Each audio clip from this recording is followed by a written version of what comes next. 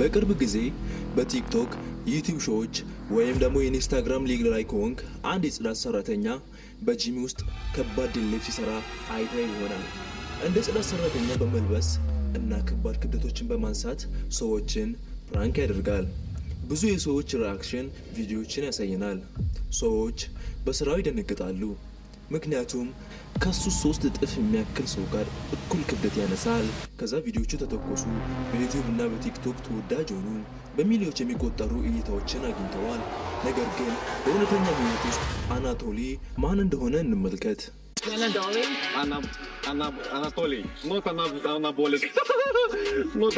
አናቶሊ ታዋቂ የዩክሬን ዩቲዩበር ፓወር ሊፍተር እና ቦዲ ቢልደር ነው። ትክክለኛው ስሙ ቭላድሚር ሼቤንኮ ይባላል።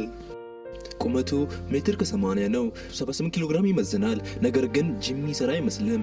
ሰው ግን ማያውቀው ይሄ ልጅ እንደ አውሮፓውያን አቆጣጠር በ2019፣ 2020 እና 2021 የዩክሬን ፓወር ሊፍቲንግ ሻምፒዮን አሸናፊ መሆኑን ነው። እና የግል ሪከርዱ በዲድሊፍት 290 ኪሎ ግራም፣ በስኳት ደግሞ 210 ኪሎ ግራም ገና በ15 ዓመቱ። አናቶሊ አንዱ ገጸ ባህሪ ነው።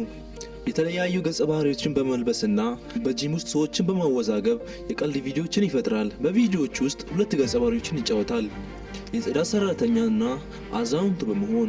አብዛኞቹ ቪዲዮዎቹ አናቶሊ የጽዳት ሰራተኛ መስሎ ወደ ሰዎች ቀረብ ይልና ልክ እንደነሱ ተመሳሳይ ክብደቶችን ለማንሳት ይሞክር እያለ ይጠይቃል።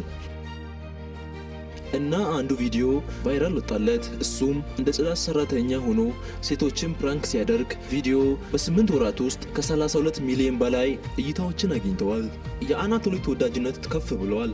በቲክቶክ ላይ የሰዎችን ሪአክሽን የሚያሳይ ቪዲዮ ክሊፖችን ፖስት በማድረግ በቲክቶክ ላይ ከ11.5 ሚሊዮን በላይ ተከታዮችን አፍርተዋል።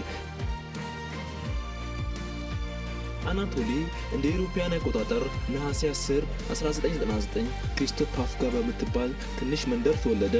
በመሃል ዩክሬን የምትገኝ ሲሆን የህዝብ ቁጥሯ ከ200 አያልፍም። በ14 ዓመቱ ኢንተርኔት ማግኘት ችለዋል።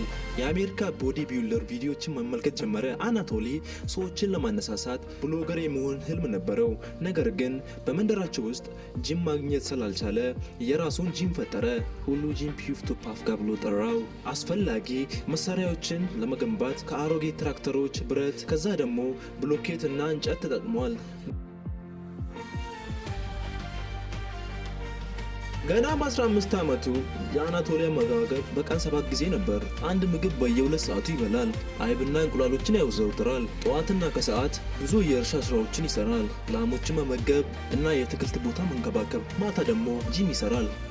እንደ አውሮፓውያን አቆጣጠር በ2015 አናቶሊ የጂም መስሪያውን ወደ ክፍሉ በማስገባት ራሱ ሲሰራ በመቅረጽ የመጀመሪያውን የዩቲዩብ ቻናል ጀመረ። ነገር ግን በ2017 ቭላድሚር ወደ ዩኒቨርሲቲ ሄደ። በትምህርቱ የላቀ ነበር፣ ነገር ግን አላረከውም። በጀመረበት ዓመት በዩኒቨርሲቲው የተማረ ተላላኪና አስተናጋጅነትን ሰርቷል። በክልል ውድድር ለመወዳደር ፓወር ሊፍቲንግ ሞክሯል እና በዩኒቨርሲቲ አንደኛ ደረጃን በማግኘቱ የአካዳሚ ግቦችን አሳክቷል እና በቡድን ውስጥ ካሉ ምርጥ ተማሪዎች መካከል አንዱ ነበር። የበለጠ ጠንክሮ መስራት ጀመረ። በዶርም ውስጥ መኖር ቀጠለ እና ሁሉም ነገር በአዲሱ ካናን 600ፒ ካሜራው መቅዳት ጀመረ። ብዙ ሰዎች ከጀርባው አወሩበት ሱሰኛ ብሎ በመጥራት። እሱ ግን ቀን ላይ በግንባታ ድርጅት ውስጥ ይሰራል። ከዛም ማታ ደግሞ ስፖርታዊ እንቅስቃሴውን ይቀርጻል። በ18 ዓመቱ በዩቲዩብ 7000 ሰብስክራይበሮችን አገኘ። ከማትሪክስ ለማምለጥ ቢያንስ $200 በወር ከዩቲዩብ ቻናሉ ማግኘት እንዳለበት ተገነዘበ። እያንዳንዳቸው ከ100,000 በላይ እይታዎችን ማግኘት ጀመሩ። እንደ አውሮፓውያን አቆጣጠር አፕሪል 2021 አዛውንት መስሎ የሰራው እያንዳንዳቸው ከ100,000 በላይ እይታዎችን ማግኘት ጀመሩ። እንደ አውሮፓውያን አቆጣጠር አፕሪል 2021 አዛውንት መስሎ የሰራው ቪዲዮ የጂም ፕራንክ ከ10 ሚሊዮን በላይ እይታዎችን አገኘ። ዋናው ቻናሉ 1 ሚሊዮን ሰብስክራይበር ገባ። እንደ አውሮፓውያን አቆጣጠር 2021 ቭላድሚር ዱባይ ገባ። አዲስ የእንግሊዝኛ ቻናል ከፈተ። አናቶሊ ብሎ ሰየመው። አሁን ይህ ቻናል ከ8.5 ሚሊዮን በላይ ሰብስክራይበሮች አሉት። የእሱ ኢንስታግራም 23 ሚሊዮን ተከታዮች አሉት። በቲክቶክ ላይ ወደ 23 ሚሊዮን የሚጠጋ ፎሎወርስ አለው። አናቶሊ አላገባም፣ ነገር ግን ላላር የምትባል የሴት ጓደኛ አለችው፣ ለጂም ያለውን ፍቅር የምትጋራ። የኢንስታግራም ፎቶዎች ላይ በተደጋጋሚ አብረው ይታያሉ እና አድናቂዎቹ በቅርብ ጊዜ ውስጥ ለሰርግ ተስፋ ያደርጋሉ። የአናቶሊ ታሪክ ባጭሩ ይህንን ይመስል ነበር። ቪዲዮ ከተመቻችሁ ላይክ፣ ሼር ኤንድ ሰብስክራይብ ማድረግ እንዳይረሳ። ሁላችሁም ባላችሁበት ቦታ ሰላም ቆይልን። ሰብስክራይብ ማድረግ እንዳዘነጉ። እናመሰግናለን። Subscribe if you call my YouTube channel. Subscribe, thank you.